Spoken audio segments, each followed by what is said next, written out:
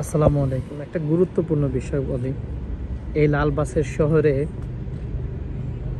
সবচেয়ে কঠিন যে জিনিসটা সেটা কি জানেন? কিছু না পারা। তার থেকেও বড় কঠিন যে জিনিসটা কি জানেন? কিছু পারেন, ভালো করে বুঝেনও না, আবার ভালো করে পারেনও না। এই লাল বাসের শহরে যদি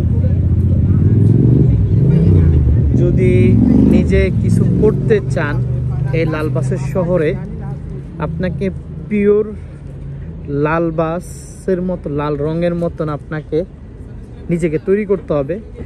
হোক সেটা স্পিকিং, ভালো স্পিকিং করতে হবে, হোক সেটা আন্ডারস্ট্যান্ডিং, ভালো আন্ডারস্ট্যান্ডিং করতে হবে, হোক সেটা ভালো রাইটিং করতে হবে, হোক ভালো লিসেনিং করতে হবে, হোক ভালো রিডিং করতে হবে।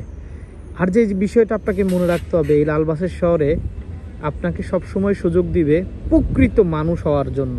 প্রকৃত মানুষ বলতে কি, প্রকৃত এডুকেটেড হওয়ার জন্য এই লাল বাসের শহরে আপনি এই লাল বাস দেখতে পারবেন।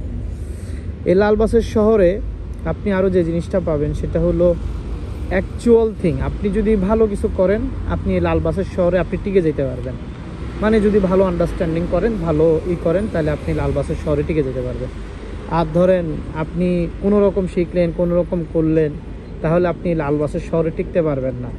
যেটা আমি ইদানিং ফিল করতেছি, অনেকেই বলতেছে। আমি মনে করি এই দেশে জব আছে এনাফ, এই দেশে অপরচুনিটি আছে এনাফ।